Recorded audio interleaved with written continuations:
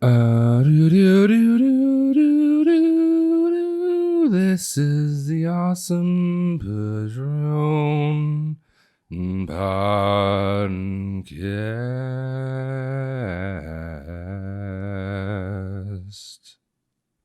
Thank you so much, everyone.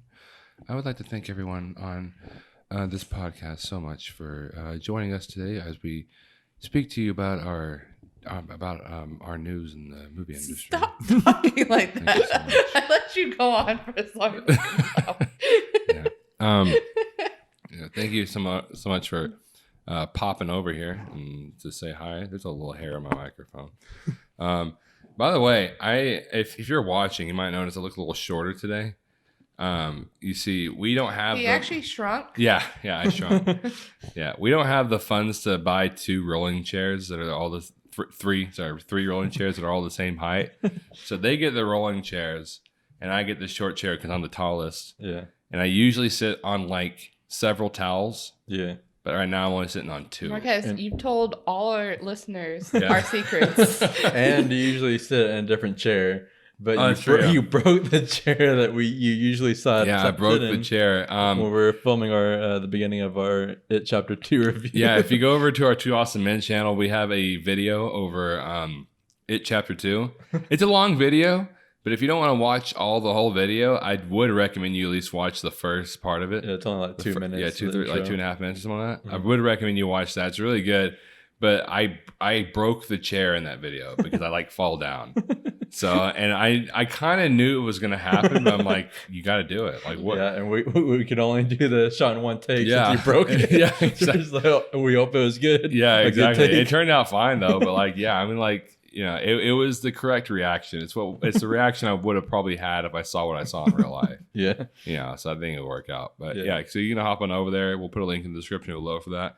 Anyways, guys, thank you so much for, like I said, thank you so much for coming over here. I thought you were about to do the outro.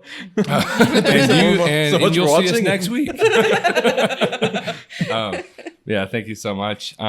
Just so you know, as of now, we are still on iTunes, Google Play, and Spotify. Mm-hmm. So like I always say, if you like what we have to say but hate what you have to see, then head on over to those 3 platforms. If you hate what you have to see. Yeah, well, that's what I usually say. I say if you like what we have to say but hate what you that's what it was. If you like what you have to say. That's what you said. You didn't even hear what I said second. I was saying on those 3 platforms. On those 3 platforms. 3 platforms. 3 platforms. Did you say platforms? Yeah. Those 3 platforms. Platforms. Just head on over. Yeah, just head on over there. You got it, dude. You found us. Anyways, guys, we're just talking about It Chapter 2, so I feel like that's a good segue. I don't know why I didn't think of that segue. I was about to head on over. Like, what are we talking about? Well, while we're over here, It Chapter 2. Have you guys seen it? No. Mm-hmm. Yeah. I don't even know what that is. It's been out for a week now. Yeah, it's pretty good. And like I always say, if you're over here, we don't shy away from spoilers. I don't care to with anything. So if you don't like spoilers, just kind of tread lightly, I guess. You're Walter White. Yeah, Walter. Just tread lightly on this podcast because I don't like to shy away from them too much, And it kind of depends. Like if it's a big enough movie, I'll shy away from it a little bit, But yeah, I think we did for Endgame for like a week, and then we're like, okay, we're talking spoilers now. Yeah, I think that was mostly because we couldn't upload. Oh, that's true. our spoiler review because it was so long. It's so long. The laptop couldn't take it, so it took us forever. Yeah, it's split in 2 parts. But anyways, guys, so we saw it Chapter 2. And if you watch a review, we do go over it in a little more depth. We do go into slight spoilers, but not really. But I'll say I liked it. Yeah. I actually liked it a pretty decent amount. Yeah. I will say it wasn't great. Yeah. And I did have quite a bit of issues with it. Yeah. And I want to say this though.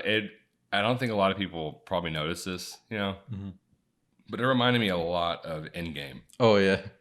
Like I'm not gonna act like it was like a lot. It was a lot like Endgame. Yeah. But there's a lot of like plot points where I was like, oh, that was like Endgame. Like, well, number one, it was like 3 hours long. Mm-hmm. Yeah. What was the other ones? I sent you like a whole list on a text message. You said that they had to go to their past to kind of. Well, yeah. Well, stuff. they had to go And they had to retrieve stuff find from the items past. from their past. They had to retrieve items from their past. The villain was barely in it. Yeah. Well, like okay. Yeah, I understand the villain was in it a lot, but as Pennywise, the actual popular form, you know, So he wasn't in it a lot. So yeah, in the text you sent, you said it was 3 hours. The villain was barely in it, which, like you're saying, it was in it a lot, but not just as Pennywise. The characters split up. They were finding things in order to help them win. Two characters were sacrificed, or two characters sacrificed themselves so they could win, and they were pretty much part twos of the same story. Mm-hmm. Yeah. And then there was a message at the end narrated by one of the people who sacrificed themselves. Yeah. So yeah, I thought it was pretty interesting. I don't like obviously like I told someone at my job, he's like, oh man, I wish you would have made me thought of that. I'm like, I'm not saying like it copied Endgame. Right. It couldn't have. Yeah, because it was based on a book. Yeah, it was like number one is based on a book, and number two, it didn't come out that much after Endgame. So they're already making it a while ago. Yeah. So I'm not saying it like copied Endgame. I'm just saying it was a little. Are you like Matt McGloin? Like, yeah. It is a copy of the Marvel Endgame movie.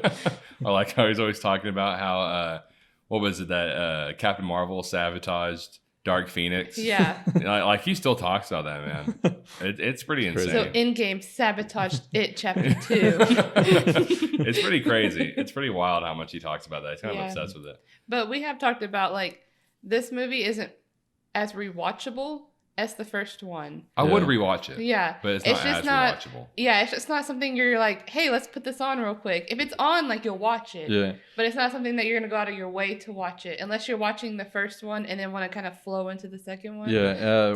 One big reason why is because, like you said, it's like 3 hours long, so it's kind of a pretty daunting movie. I don't know if that's a word, but but also it's not as fast paced as the first one. It's not as clean of a movie as the first one was, which is kind of another similarity to like Endgame. Infinity War was a cleaner movie than Endgame. Even though Endgame, I do think it's significantly better than It Chapter 2. Yeah. But and I do want to I want to say that too because just because of the 3 hour, like I don't mind a 3 hour movie. Yeah. I can rewatch a 3 hour movie. Yeah. Endgame is 3 hours long. I've seen it 3 or 4 times in theaters. Yeah. I don't have a problem with that. Yeah. It's just that when you watch Endgame, I felt like nothing could be taken out of it, maybe like at all. But whenever it comes to, I feel so weird looking up to y'all like this. You're our child. Yeah. For like once you're looking up to me.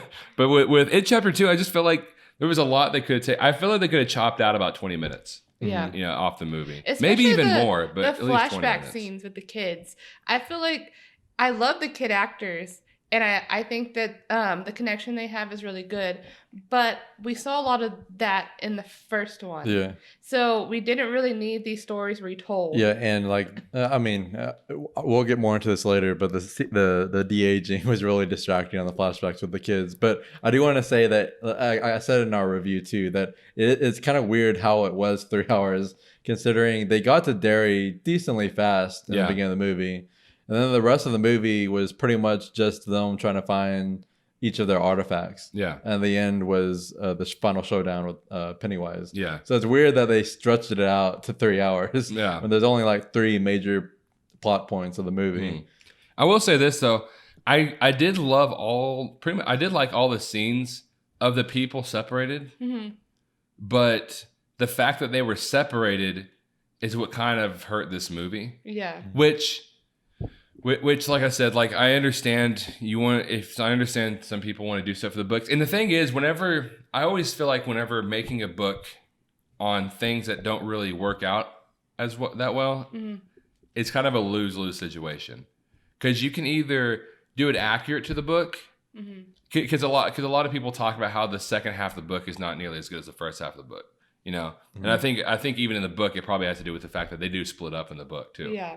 So you can either go the route of the book and please the fans who like the book and say, oh, what they did what the book did. They went that route. Yeah. But you can also, if you don't, but then you can go to the other people who haven't read the book, you know, or really are looking more for good writing in a movie, and you could kind of make them mad because like me, like I didn't really read the book, but I knew about it.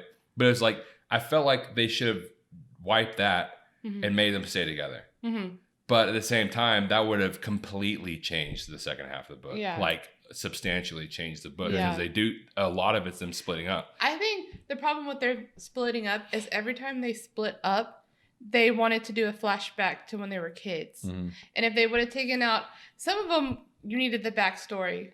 But like Beverly's scene, we didn't need the backstory. We had already seen that she was abused by her dad. Mhm. We already knew that he was abusive. So you could have taken that whole scene where he was being creepy with her because we already know that. Yeah. Yeah. And so like I feel like that's where they hurt when they split up is every time they split up, they wanted to show them as a scene when they were Yeah. kids I felt- and then yeah. show almost that same scene. I felt like the only ones they really needed was Richie's.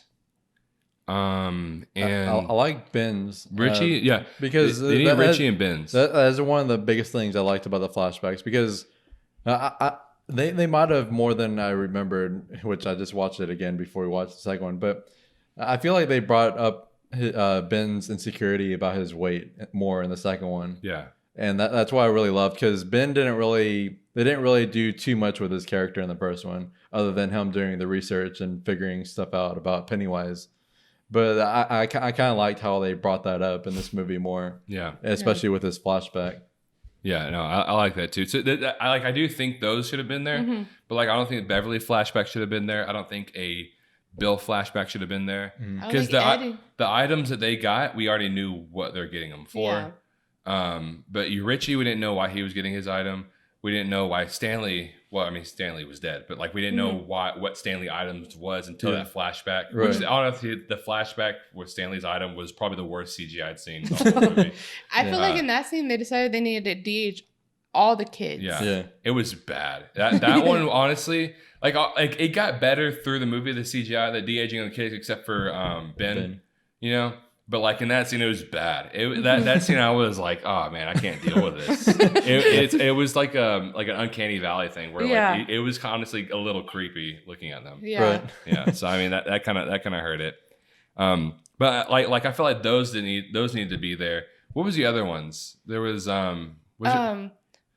Eddie, I didn't think Eddie's because Eddie, we already knew that he was scared of germs and stuff. And his scene in the first one was almost similar to what happened to him in the flashback that he had. Yeah. It's just his mom was the added component. That is true. They didn't really need a flashback. And that mom thing, yeah, I honestly forgot about that. I couldn't figure out, was that real? I don't know because it didn't seem real, but like it kind of confused me because like it seemed Eddie was terrified out of his mind right there. So it didn't really make sense why like it spent so much time on that scene and then Pennywise did nothing in that scene. I don't know. Like I don't know if I guess his mom died then, or I don't even know if it was real. Like I had no idea at all. I don't But know. that brings up to another one of my points is when did this stuff happen? Oh yeah. Is it the flashbacks? I couldn't figure out where they fit. Well, it's supposed to be when they split up. But I didn't think that they were split up for that long. Yeah, no. And why did they not talk about it when they Right. got back together? Yeah, exactly. Yeah. Like, I feel like that's a big deal. Yeah. Oh, by the way, we do have a dog that's in another room. And if you hear him, he's kind of squealing. The only reason why we don't have him walking around this room, we usually do, is we have like we have some poison around this room. Some pest poison, and we don't want him to like lick it up. You know, so we're hoping he doesn't hop over here. If he does hop over here, we'll probably just grab him real quick. Hopefully everything's okay. But what I was saying is that like I just didn't feel like if they fit. Yeah. Like the Eddie one, that's what I was saying. I didn't really know. I didn't really feel real. I didn't really know if it was real, but they didn't really say it wasn't real. But at the same time, it almost kind of felt like it was real. Yeah. But it wouldn't have fit anywhere. Right. Like I don't know where it fit because at the end of the first one is whenever he goes away. Pennywise goes away. Yeah. And so like a lot of these scenes, it's like I don't know where they fit. Right. Yeah. You know, like that is the thing. Like I feel like this movie could have benefited a lot from writing both of them together. Yeah. It really would have helped, especially With, like, with the everything, de-aging. yeah. I honestly don't really know why they didn't, because they obviously knew they were going to make a second one, because at the end of the first movie, it said chapter 1. I feel like with the kid scenes especially, they should have just filmed them back to back. Like maybe you don't have the adult scenes ready, but you pretty much should have known what you were going to do with the kids. Mm-hmm. So because if you wait 2 years, you already knew that they were going to grow up. Yeah. I mean, they were about the age that they played at the time, and kids grow substantially at that age. Yeah. I mean, even the guy that played Eddie from It to Shazam, he had already grown so much I didn't even recognize him almost. Yeah, no, and his voice was completely different. Yeah, because like even if you can film like the most of the scenes that you think are going to be in it, and even if you still have a few that you want to add, at least the de-aging is only going to be in a few scenes instead of all the flashbacks. Yeah. Yeah. Also, if they would have done that, I felt like they could have maybe even put some of those flashback scenes in the first movie, like where all their little tokens came from. Yeah. They could have put those scenes in the first movie and maybe not even had flashbacks at all. Right. Yeah. You know. Exactly. It's just Ben was so bad. Yeah. Like the scene that you were talking about where they explored more of his insecurity and stuff. Yeah. I wanted to feel for him, but just looking at him, how they did the de-aging of him, because now he's like grown up and he's gotten like skinnier, Yeah. so they had to like make his face fat, but they didn't do the rest of his body. Yeah, like you could tell the rest of his body frame was older, but like his face looked like a little kid's face, and then his voice was like high pitched and everything. Yeah, no, it was so it was really fit him really up. weird. And also another thing that was pretty awful in the flashbacks for me was I don't know what it was. I don't know if Richie or Finn Wolfhard was wearing a wig in the flashbacks, but his hair looked completely fake. Oh yeah, it looked awful. I don't know why they decided to give him a wig like that. His eyes were also really strange. Oh yeah, no, yeah, because in the first one he kind of had that effect where his eyes were a little bit big because of his glasses were so thick. But in this one, I feel like they went way overboard with doing that. Yeah, effect. exactly. No, I honestly feel like movies should do that more. I guess maybe it's like, well, maybe what if this movie doesn't make a lot of money? Yeah. But I feel like horror movies make a lot of money no matter what. Yeah. That's one thing about horror movies that you need to be ready for. Mm-hmm. I mean, like the people who make people who make horror movies need to be ready and understand like, oh, well, this movie's gonna make a lot of money, like regardless. So we need to get ready for the sequel. Yeah. Exactly. And so go to write the sequel too. Mm-hmm. Or maybe not write the complete sequel, but write enough to where everything completely makes sense and you don't have to use CGI for everything. Right. I understand CGI need to be needed for a few things. The story of It is a big story, especially the second half. Well, I mean, it's brought up in the first half in the book, but the story of it's a lot larger of a scale. Mm-hmm. Than it would seem. So the first one didn't have to do all that, but the second one is a lot larger. So I mean, like they just needed to. I understand that it needed to have some CGI, but not a lot. I feel like it didn't need that much. And just while we're on the subject of It Chapter 2, I feel like I should bring up this article that I saw by Screen Rant. Now I don't know what's wrong with Screen Rant because like Ryan George, you're looking at trans. Oh yeah. I kept looking at you. You look like you're hypnotized. Were you actually hypnotized by the hypnotist? We went to a hypnotist yesterday. I had a late reaction. We went to a hypnotist yesterday, and I didn't go up there, but like that was pretty great. We can talk about it later. Anyways, I don't know what it is about Screen Rants. But like Ryan, the guy named Ryan George who does the pitch meetings, he seems like the only one who actually makes like good quality content. I'm about to say that. On their page and their YouTube channel and all that, because they wrote this article it was today, and the headline is It Chapter 2's opening is too brutal and hurts the rest of the movie.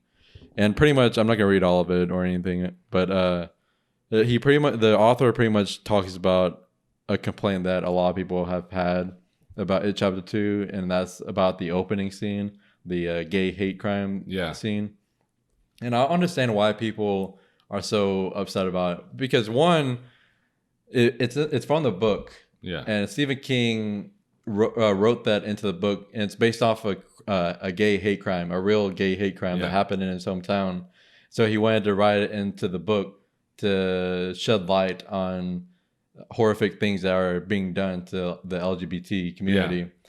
And two, like it's the purpose of that scene in the movie was to show that Pennywise doesn't just eat children; he eats adults too.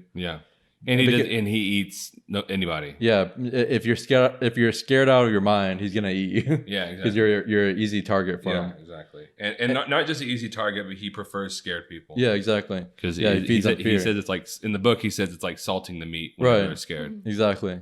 And two, it well, at least in my eyes, it like because spoiler, Richie turns out to be gay by the end of the movie. Well, I mean, he's been gay, but it's revealed that he's gay. Yeah, and he's in love with Eddie. Yeah. So it shows why, it further shows why he wants that secret to stay secret. Yeah. Because there's still so many horrific things that are being done to people in the community. Especially like in a town like that, a small town. Right. Like a lot of the world has been more accepting of gay people.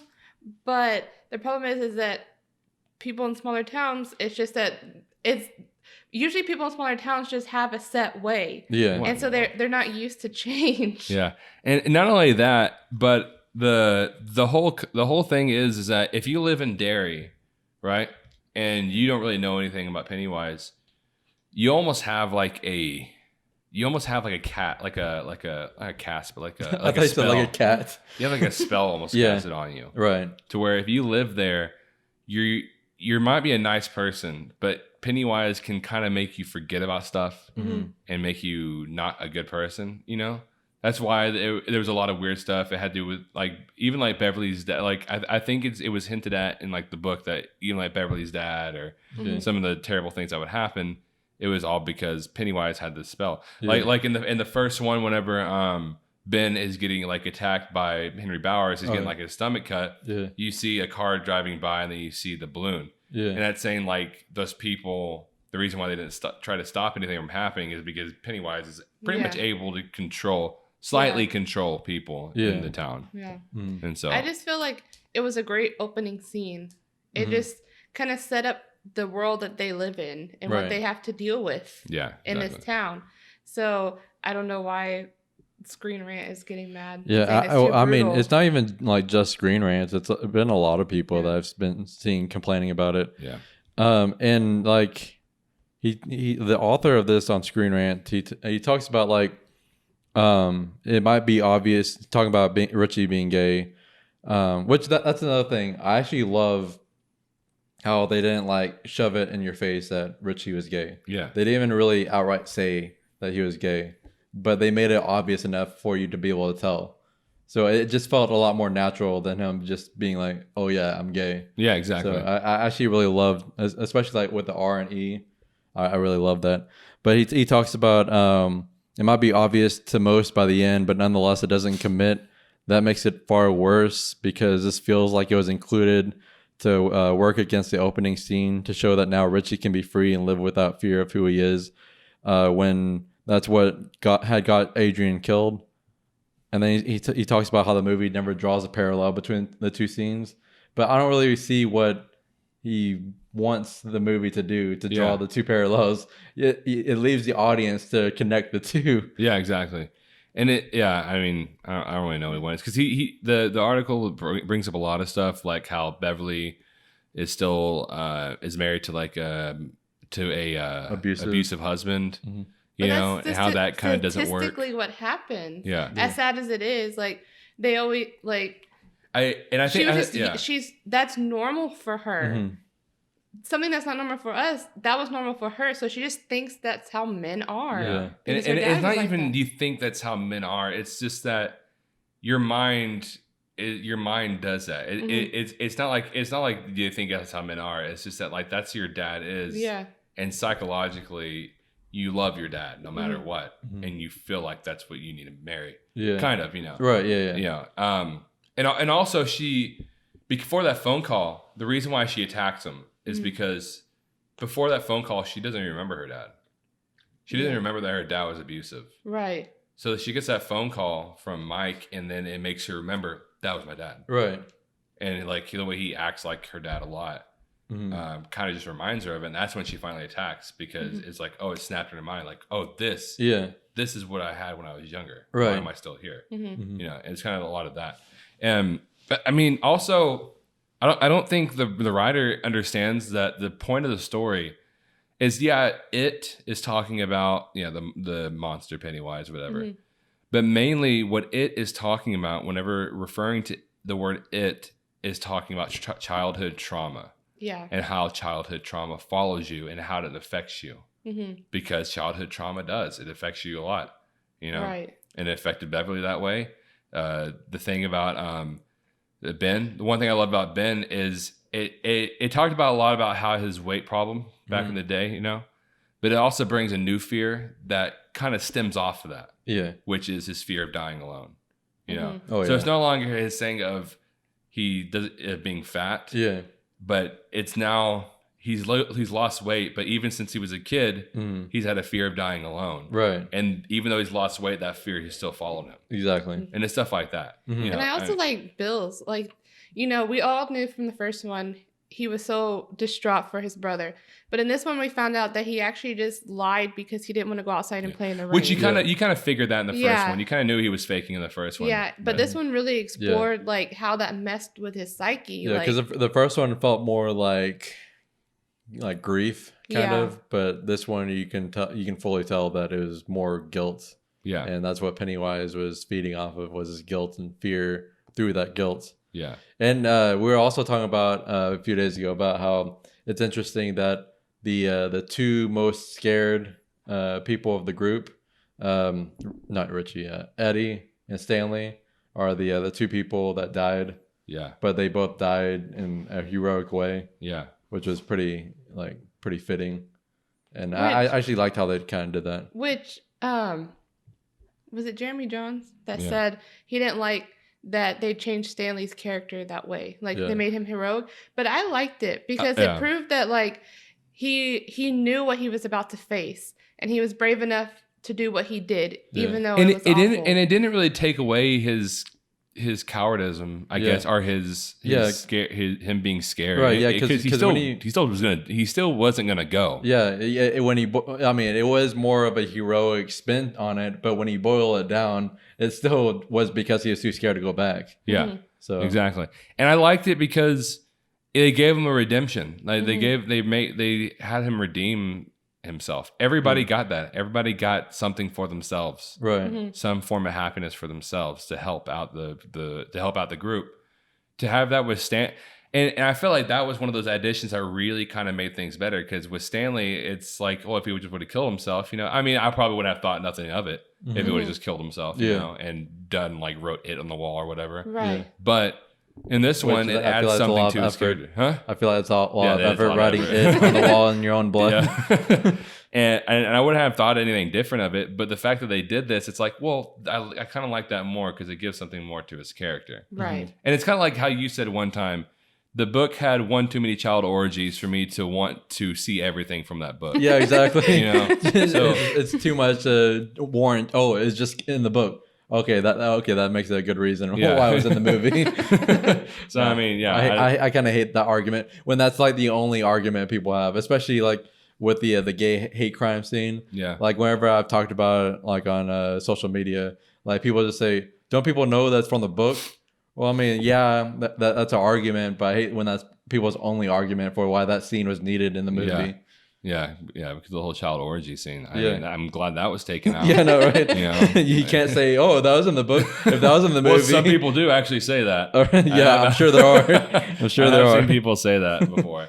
I also have seen people, some comment talk about how Pennywise is homophobic. Pennywise isn't homophobic. he doesn't go out seeking. He sees all people as equal. Right. Yeah, he's the most progressive person, the most progressive being there is. Yeah, I saw somebody post on Facebook where it's like, "Oh no, the evil killer clown that eats children isn't the gay icon that I thought he was. The gay icon activist I thought he was." Yeah, I mean, someone said he was homophobic. He's not homophobic. He looks at a fear and that's what he attacks. Right. That's the basic level of what he does. Are you smelling my microphone? He's so confused. He's never been on the table before. That is true. Which I kind of have a funny story about Jake, because I've noticed sometimes when I'm playing with him that he kind of smells like Fritos. Yeah. I know it's really random. So I I went to Google to see if it was a common thing or if it was normal.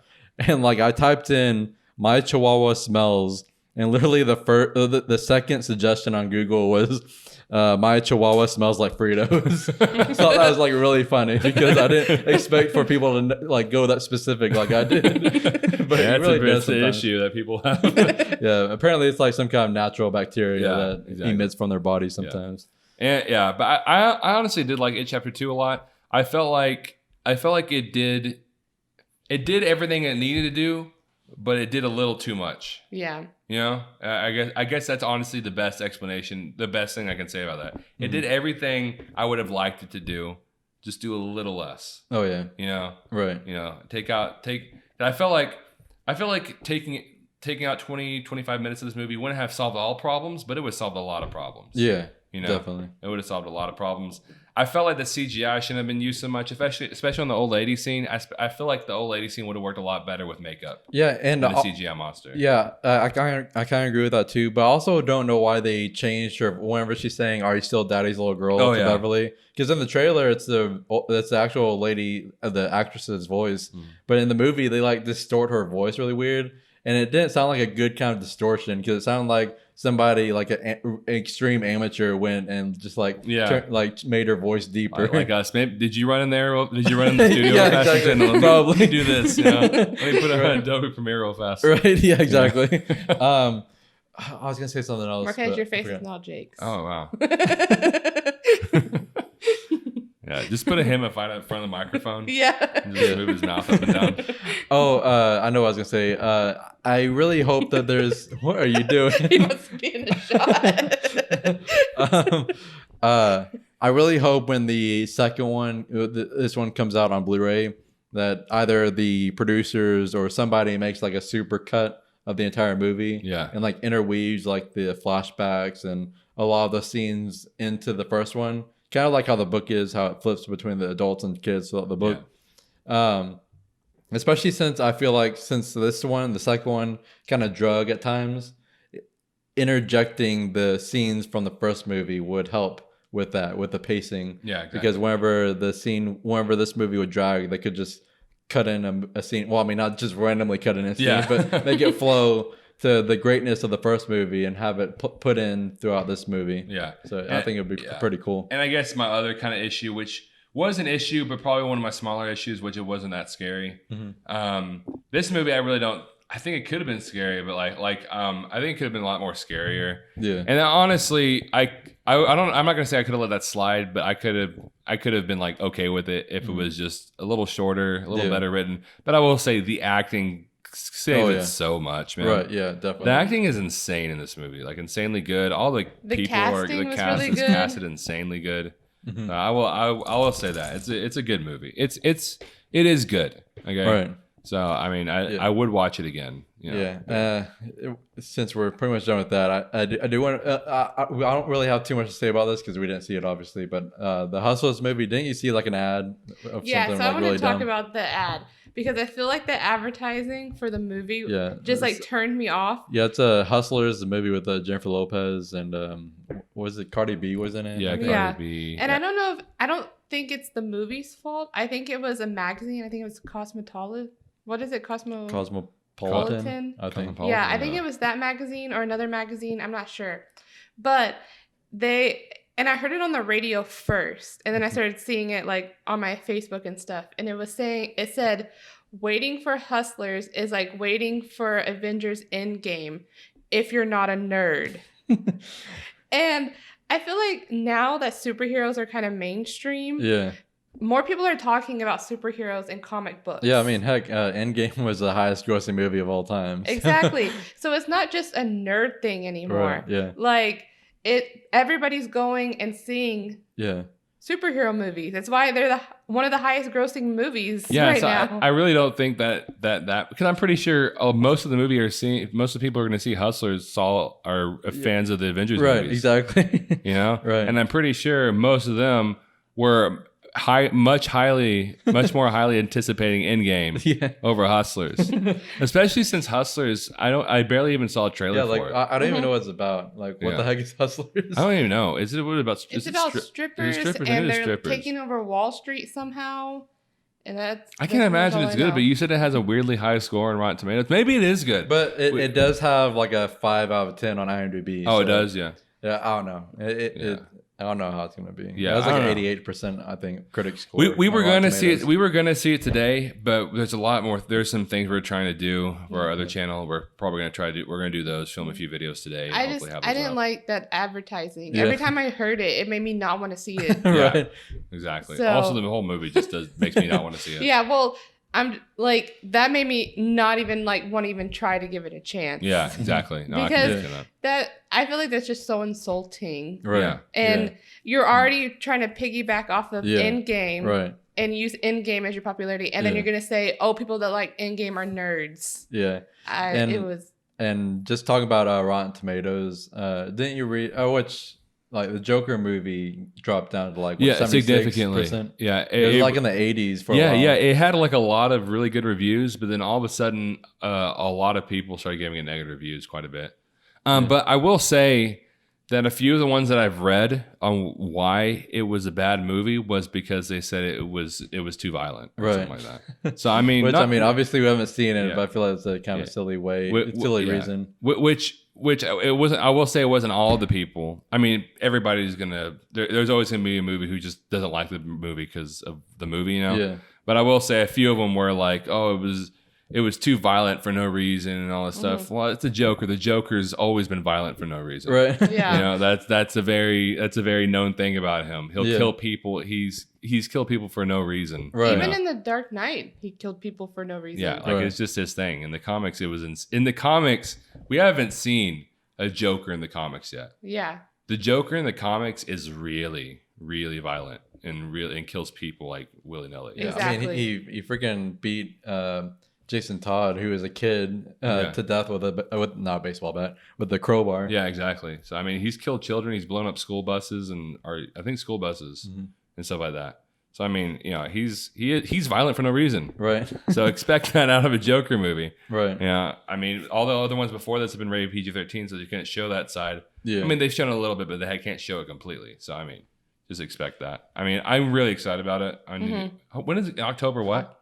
The beginning of October. Beginning of October. Yeah. So when do they sell? Have they sold tickets yet? I don't know. I haven't heard. I need to get that. I need to get tickets, dude. Jake. Right in front of me. He wants to be the star of the show. Yeah, get on the microphone. Oh, you heard something. Anyways, his eyes are insane. His eyes look like alien eyes. He honestly looks like a I don't know why Mogwai. They were just talking about. I thought you were supposed to say a mobster. Yeah, he looks like a mobster. He's Al Capone over there. He doesn't look like a Mogwai almost at all. Well, it's mostly the ears. I think it was more the sound the sound he was making. The sound he was making sounded a lot like a Mogwai. Yeah, and his ears. Anyway, let's get it back on track, especially for the people listening to us with just the audio. That's true. Just remember, and nobody wants to look at Marquez's face anyway. Just imagine a short-haired blonde Chihuahua. Look up a picture of one, and then just imagine that standing on our table. Anyways, the Lighthouse. That movie. That movie looks really good. A24 movie. Yeah, it's got a new trailer. It's got. I think this is its final trailer. It's gotten to, and that movie looks freaking weird. Yeah, but it's like so intriguing for me. Yeah, I know. It has Willem Dafoe and Robert Pattinson in it, which I'm actually really glad that Robert Pattinson's getting a lot more work. That it's gonna be more in the public's eye. Yeah, with the Batman, and then he's gonna be in the next Christopher Nolan movie. Mm-hmm. Which we actually got to see the trailer for. Me and Brittany did. You didn't go with us. Yeah. But me and Brittany got to see the trailer for the Christopher Nolan movie, Tenet. I don't think he's released it on the internet yet, has he? I haven't seen it at least. So we got to see it when we saw it, chapter 2 for the second time. You didn't get to see nothing. It wasn't even. We didn't even get to see that much. Yeah. It was a true teaser trailer, which I'm actually really proud that Christopher Nolan's going with that traditional sense. Because it didn't show barely anything. Yeah, exactly. So, well, Christopher Nolan's never been one to do stuff like that. Like, right. He makes blockbusters, but he doesn't make movies that feel like they're blockbusters. Yeah, right. You know? Exactly. So yeah, I mean, but yeah, the Lighthouse. I don't know y'all who are listening have seen the trailers for the Lighthouse. Yeah, there's 2 trailers that are really good. I mean, if you don't like artsy movies, you probably aren't going to be interested in it. But yeah. it's made to look like a really old film. And it actually looks and sounds like a really old film. Yeah, it looks really good. Like even like there's some scenes when like there's like waves, and it actually looks like the special effects that they used back in the day. Yeah, so that's pretty interesting. And they kind of have like the voice is kind of a little bit like muffled a little bit. You know, exactly. Make it sound like that. It's really and it's by the director of The Witch. So. Oh yeah, that's right. Yeah, and Willem Dafoe. I'm glad they have like 2 people who have been in other A24 movies. Oh yeah, I love whenever big actors are. Well, it's starting to happen a lot more, but like A24, like honestly, is one of the best things there is. So it really is. So I'm really excited about that. So then another movie that got a final trailer yesterday or 2 days ago, maybe, I don't know, I can't remember. But Doctor Sleep, which is the sequel to The Shining, which I don't know. What do y'all think of the trailer? I think it looks good. I think it actually looks really good. If I will say this, the one thing I want is for them to respect that the original, that this is a sequel to the original from Stanley Kubrick. You know, it's not like it's not based. I mean, it is based on the book, but it is a sequel to that movie too. Yeah, and you know, Stephen King has talked about how he didn't like that version of The Shining, Stanley Kubrick's version. He even made his own because he hated the Stanley Kubrick one so much. It's known to be terrible. I actually watched it. It's pretty bad. Yeah, but when you have flashbacks to that movie, and even though Stephen King might not like it, I feel like you need, like you said, he needs, whoever's directing it needs to respect that. Who's directing it again? It's Mike Flanagan, guy who did Haunting of Hill House, and I think he did Oculus. Yeah. Which he has a pretty good track record. 2 really good things. So, yeah. Oculus is really good. Have you seen Oculus? I haven't. You haven't seen Oculus? No. I need to show you Oculus. It's really good. I think he's done one more horror movie. You haven't seen Oculus either? Okay. I need to show you Oculus. Yeah. Didn't he do Hush too? Yeah, he did Hush. Sorry about the Hustlers. Yeah, he did Hustlers. Yeah. Oh man. Well, he dropped out. Yeah, I need to show you Oculus. Oculus is really good. Yeah. I have faith in him. Yeah, I do. I hope. Like I said, I really do hope it's in the same style as Stanley Kubrick. Yeah. Obviously, you can't get Stanley Kubrick without Stanley Kubrick, but in the same style of like not having jump scares. Exactly. And purely creepy scenes. Yeah. You know, because that's all The Shining was there. I don't think there was a single jump scare in that movie. Yeah, there really wasn't. It was all really unsettling, creepy scenes. And Stanley Kubrick knew how to shoot scenes amazingly. Yeah, that freaking the witch in the bathtub. That scene literally is the creepiest scene I've ever seen in a movie. In all honesty. Yeah, but Stanley Kubrick knew how to get different like cinematography rules and break them in a way that helps. So like he doesn't use a rule of thirds. Oh yeah. He likes to put things straight in the middle, which gives movies an unsettling feeling. Yeah. It gives him a different feeling because also a person that uses that technique is Wes Anderson. Oh yeah. He puts things smack dab in the middle. But depending on what you do, you can either make it feel unsettling or you can just make it feel weird. Yeah. Like Stanley Kubrick did it to make it feel weird or to make it feel unsettling. Yeah. Or like what's the dude's name who did like The Lobster and Yorgos Lanthimos? Yeah. Who did what is this? Killing of a Sacred Deer. He put things smack dab in the middle, made it feel unsettling. Yeah. And then Wes Anderson uses the same technique to just make things feel kind of off, just weird. Just kind of strange and funny. You know? So I mean, and as long as they can do stuff like that, which I'm not expecting them to do that, but like just kind of respect it to where don't use a lot of jump scares. Yeah. And the trailers kind of show promising because the trailers don't have jump scares. Like a lot of times whenever horror movies are released, the trailers always try to put the jump scares in there. Right. And there's none in there. So I'm really excited about that. Yeah. Even the twin girls, like you could have had jump scares with them. And in the original Shining, they didn't have, like when they appeared on the screen, it was kind of like when he turned the corner. Yeah. Like there was no loud noises or anything. They were just there. Right. So like you didn't jump, but it was still like, okay, this isn't right. Yeah. Well, it kind of makes sense why there wouldn't be jump scares because if you're in a hotel, you're not going to get a jump scare because there's someone in the hallway. You know, that's kind of expected. Yeah. But to us audiences, we know like this isn't right. Because they're smack dab in the middle. That's not how things work around here. You know, so And Ewan McGregor is going to be the star of it, so I'm excited for that too. Yeah, no, he's a great actor. Which I talking about Ewan McGregor, I do want to talk about that random Birds of Prey trailer That was before he's in that, chapter 2. Yeah, he's gonna be the villain of that. He's gonna be Black Mask. That threw me off so much. It did it when we went and saw it with our parents. It did it again with the Birds of Prey. Yeah. The trailer. Yeah, so and I guess I feel like they're trying to like force it down our throats. I'm not interested in the movie like almost at all, but you know, maybe I'm just sexist.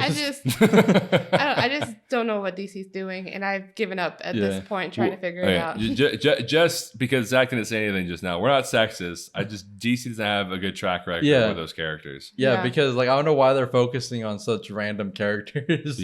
Instead of like their big hitters. Yeah, why a villain thing doesn't need to be done until we know who these villains are. Right, exactly. You know, you don't need to be introducing villains in a whole like anti-Avengers movie or anti-Justice League movie. Yeah, because you have like Suicide Squad, which was randomly in there. Suicide Squad could have been great if they would have built up the villains in other movies first and then have them come together in a later movie. I'm trusting James Gunn on this one. Hopefully he pulls it off well. Although I'm confused. You're making a Birds of Prey with Margot Robbie, and then you're gonna have Suicide Squad, which is Suicide Squad but rebooted, and then you have the Joker, which has nothing to do with these DC universes, but you're still making DC universe movies. So you have 3 separate universes in DC right now.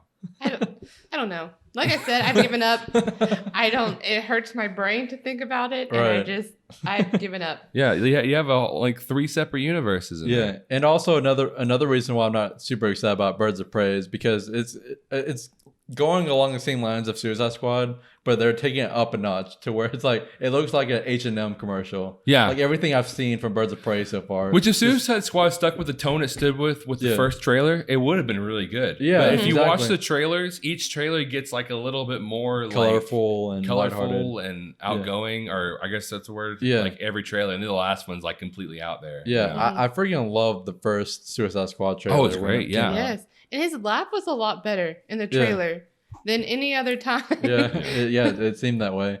Yeah, even when I rewatched the first trailer, I still like it. I really wish it would have gone with that instead. But, you know, DC, Warner Brothers, they don't know what they're doing. Well, guys, I think that's all we have today.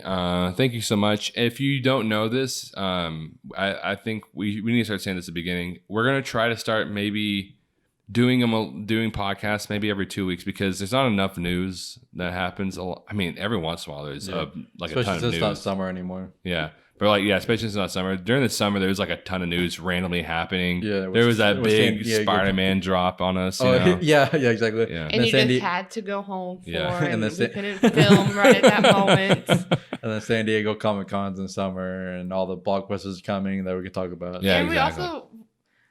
We're still trying to figure out what else we can talk about than just news. Yeah. So that's not what our whole show rides on. Right. Yeah, exactly. So we're trying new things, and we're still trying to figure it out. Yeah, so kind of like how we did the last episode was a taste test of the Impossible Whopper. Yeah. So we're trying to figure out. If you have any suggestions on anything, you can let us know. If you want to comment or anything like that, just let us know. Anyways, guys, we have, if you don't know this, we have a YouTube channel we talked about at the beginning of this video. We'll put a link in the description below to our YouTube channel and to our video, our It Chapter 2 video. You can check out, at least watch the beginning of it. I'd recommend you at least watch the beginning of it. You can check that out. It's really good. I don't know. That's about it. We also have social media for the podcast. Mm-hmm. I learned today that Zachary's not keeping up with his Instagram posts, but he's going to get better. Yeah, I'll try to post this episode on there. But we only have Twitter and Instagram, and it's at the AP Pod. Which, to be fair, the reason why I didn't start off earlier was because I couldn't find a lot of our earlier thumbnails to post those. But then I guess I should just say forget it and just start off with this new one with exactly. So, or I mean, we could figure it out. There's not really a point now to posting the thumbnails for the but we'll get better episodes. With it. Yeah, but we will. Go there and follow us especially if you have suggestions on what we can do for the show. Mm-hmm. If you don't want to comment if you don't listen to podcasts on YouTube, then that's another way you can comment and let us know. Yeah, exactly. Anyways, guys, thank you so much for head over here and listening to us or watching us. We really appreciate it. You can head out, like I said, you can head over to our channel, check that out. We're going to try to have about 2 or 3 videos up within the week. Well, by next week. Yeah. Hopefully. And then I don't know what even comes out next week. Whatever comes out next week, we'll try to see it. I don't know. Yes. Anyways, guys, thank you so much for watching or listening, and you will see us or hear us next week. Thank you.